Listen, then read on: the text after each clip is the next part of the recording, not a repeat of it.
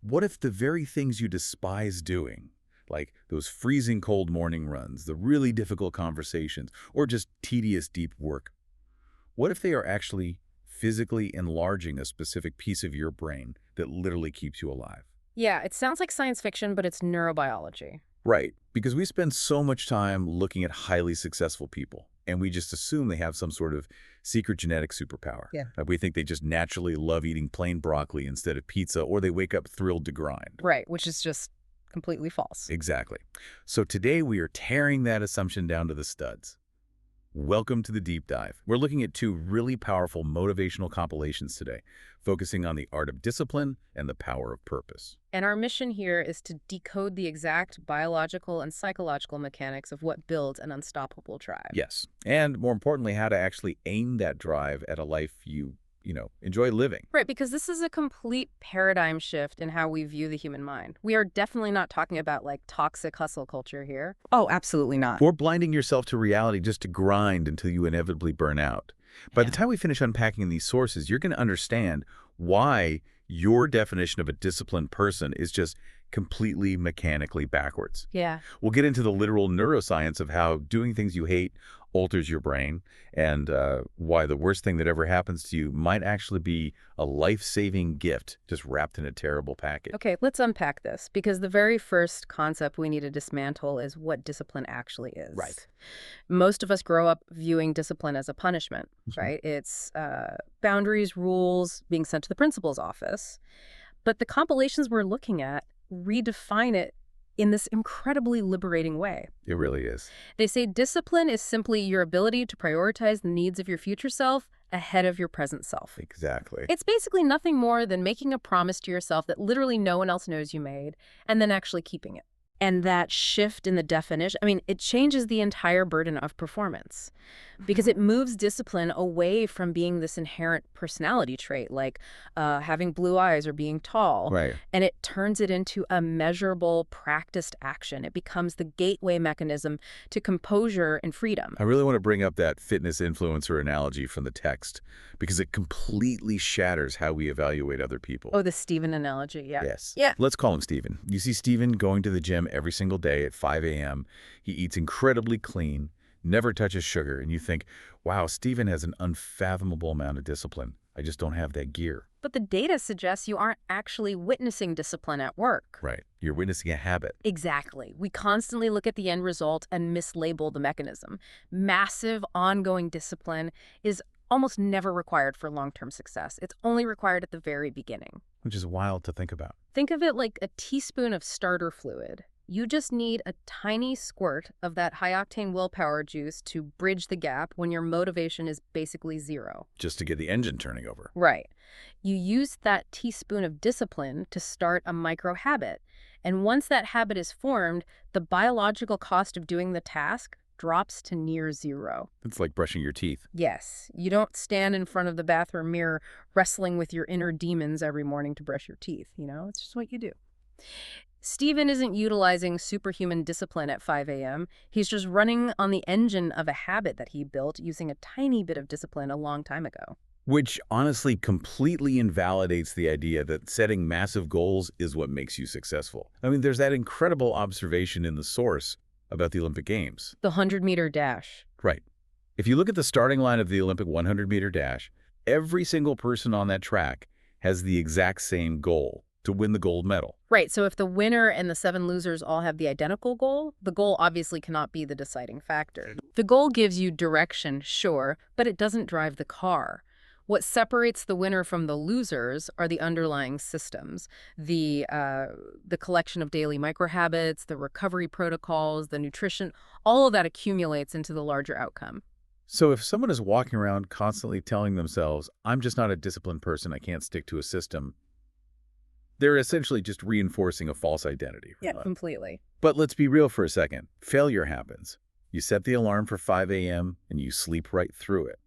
What happens to the system then? Well, the problem is that people treat discipline like a glass vase. Like they think if they drop it once, it shatters, and their whole identity as a disciplined person is ruined. Oh, that makes sense. But in reality, discipline is highly elastic. It's like a rubber band. Yeah, I think a really good way to look at it from the text is like a GPS routing system. Like if you take a wrong turn and, I don't know, eat an entire pizza instead of the chicken and broccoli you planned, your car's GPS doesn't explode. No, it doesn't. It doesn't scream at you, you are a terrible driver, turn off the car. Yeah. It simply says recalculating and plots the very next best route to your destination. That's a perfect way to frame it. Falling off the wagon just means the wagon is still moving and you can just catch up to it. Discipline isn't about perfection. It's about how quickly you can recalculate and apply that little teaspoon of starter fluid again. And that naturally leads us to the physical reality of willpower, because if discipline is just the starter fluid, how do we actually generate it when the tank is empty? Like when we really, really do not want to do the hard thing. Oh, here's where it gets really interesting. This is where the neurobiology comes in. The text talks about a specific structure in the brain called the anterior midcingulate cortex, or the AMCC. Yeah, and for a long time, the AMCC was a bit of a mystery in neuroscience, but now they're viewing it as this absolutely critical hub. Now so. Well, it sits right at the intersection of your prefrontal cortex, which is the part that handles your planning and complex thought, and your motor cortex, which executes physical action. It's a bridge.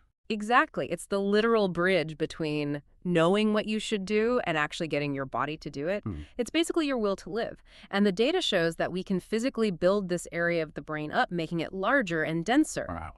Yeah. In people who are highly resilient, the AMCC is visibly larger. And in people who suffer from severe apathy, it's much smaller. But the mechanism for growing it is what's so wild to me. It's like the ultimate embrace the suck reality. The AMCC only gets bigger when you do things you explicitly do not want to do. Right. It requires actual friction. It's not just about doing difficult things. It's about your internal resistance to doing them. So think about the whole ice bath craze right now. Literally everyone is jumping into freezing water. But if you're someone who eventually learns to love the ice bath you actually look forward to your 10 minutes of freezing water.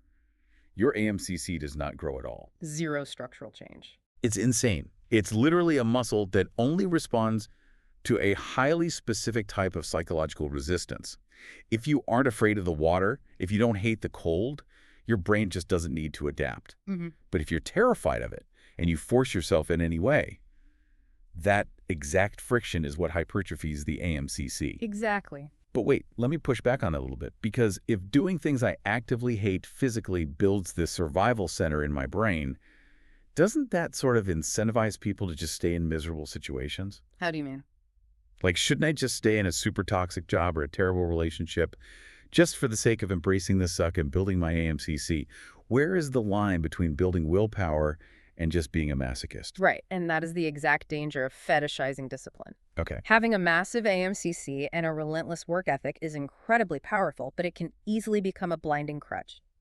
If your answer to every single problem in life is just to put your head down and suffer harder, you are eventually going to hit a ceiling. You're just grinding for the sake of grinding. Yeah, I mean, you might squeeze out 10% more output at a toxic job, but the text introduces this concept of the meta habit, which is reflection and review.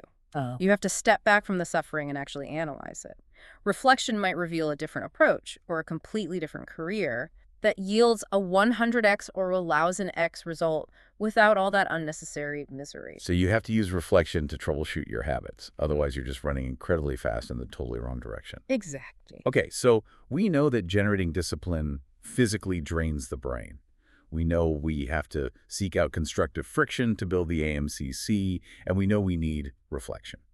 So how do we practically structure a day to protect this precious biological resource? Well, the compilations outline a really clear 3-pillar blueprint for execution. Let's hear it.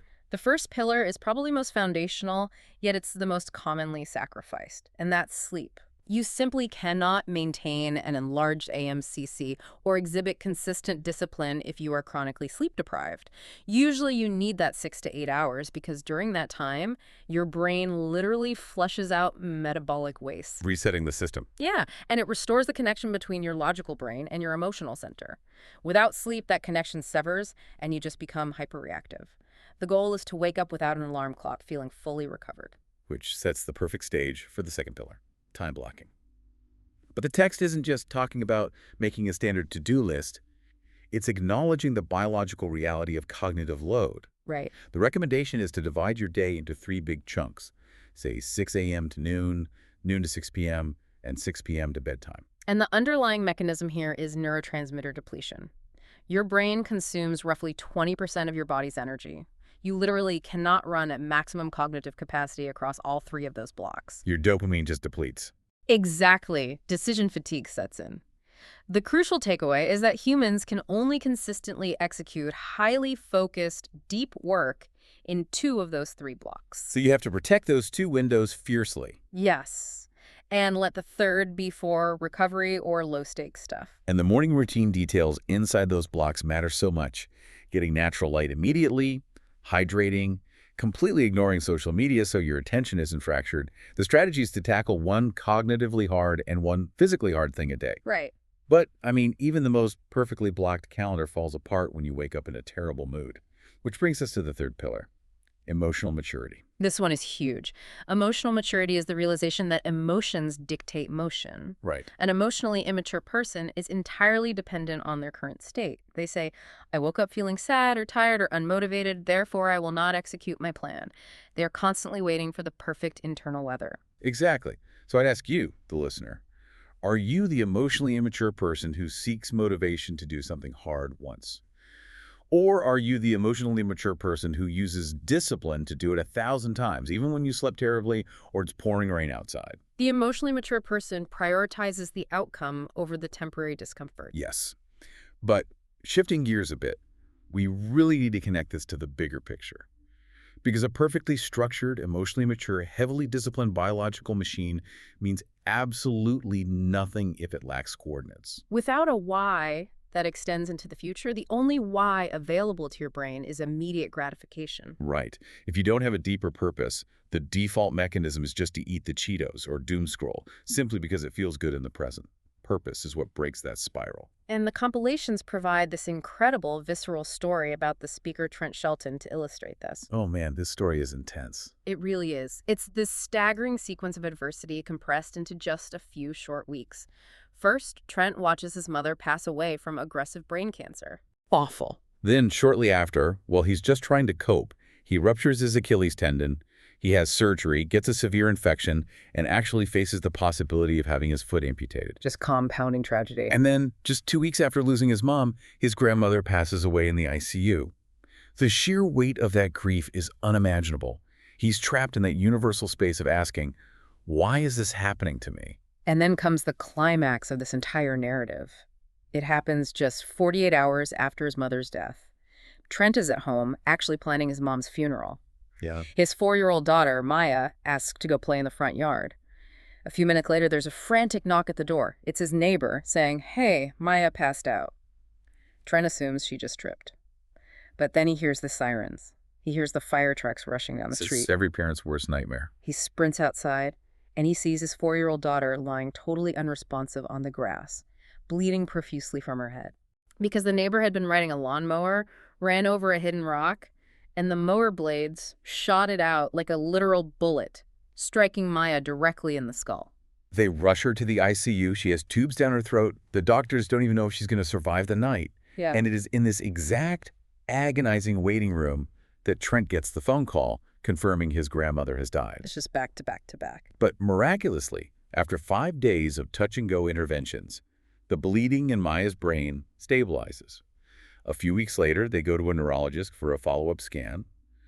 The doctor puts the imaging up on the wall, turns to Trent and says, we found a mark. Maya has a tumor. And at that point, his anger must have been just blinding. Like, give the tumor to me. Do not do this to a 4-year-old. Exactly. But the doctor stops him. He points to the scan and says, you need to understand what you're looking at. This tumor was here long before the rock ever hit her. Because the rock hit her skull, we were forced to do these extensive x-rays. And because we did the x-rays, we found the tumor incredibly early. The doctor literally tells him, if that rock hadn't hit your daughter, we wouldn't have found this until she started showing severe symptoms, and by then it might have been too late. That rock was a gift. It completely inverts the narrative of tragedy. They were able to treat the tumor immediately and save her life. There's an exact quote from the text that frames this perfectly. Life is a terrible gift wrapper, but it gives the best gifts. We constantly look at the rocks in our own lives, the job losses, the heartbreaks, and we label them as curses. Yeah. But if you have a deep enough purpose, You stop judging the gift by the packaging. But, and this is a really crucial counterweight we need to introduce, while a deep purpose can pull you through terrible tragedy if you mismanage it, an obsession with purpose can actually blind you to the reality of the present moment. Oh, absolutely. Yeah. Which brings up that great Morgan Housel story from the text. Yes. Housel was looking back at his 20s before he was married. He and his wife were broke, working grueling hours, living in this tiny apartment. And Housel gets nostalgic. He looks at his wife and says, "Man, those are the golden years." And his wife immediately reminds him that they were actually miserable. She's like, "Are you kidding? You hated your job. We were constantly stressed about money. We barely slept." Right. So I have to ask you, why does the concept of the golden years almost exclusively exist in hindsight? Well, just like in business, it comes down to this concept of success versus profit. Explain that. So you can build a highly successful business, right? Massive top-line revenues, scales globally. But if its operating expenses are equally massive, it yields zero actual profit. Right, the margins are gone. Exactly. And the same applies to human life. You can accumulate massive success money, toys, decades of longevity, but if you destroyed your relationships to get there, if you have zero joy, your life has zero profit. Right. Profit is the quality of your life against the quantity of your success. That extreme delayed gratification just results in no gratification. We spend so much energy optimizing the mechanics of how to live longer that we forget to figure out how to live better. Time is running out. You see this chilling reality in nursing homes when you listen to the regrets of people at the end of their lives. They don't wish they had delayed more gratification. Right. So are you wasting your life focusing on the mechanics of being you instead of actually having the courage to just be you? Exactly. So what does this all mean? Let's trace the core journey we've taken on this deep dive. Discipline is simply the temporary starter fluid. It's the friction that literally builds the AMCC in your brain. Yep. Then, habits take over the heavy lifting so you don't burn out. And purpose gives that whole machine a direction, allowing you to unwrap the terrible packages life hands you. The sources remind us that you only have one life, and the greatest trick the devil ever played was making you believe you have plenty of time. So true. So I want to leave a listener with a final lingering thought to mull over. If you knew for an absolute fact that you could not fail, but that your time would run out in exactly 1 year, what is the very first micro habit you would force yourself to do tomorrow morning at 6 a.m., even if you hated it? Wow. That is the exact question to ask yourself right now. Thank you so much for joining us on this deep dive. Take that first step, use that teaspoon of starter fluid, and we will catch you next time.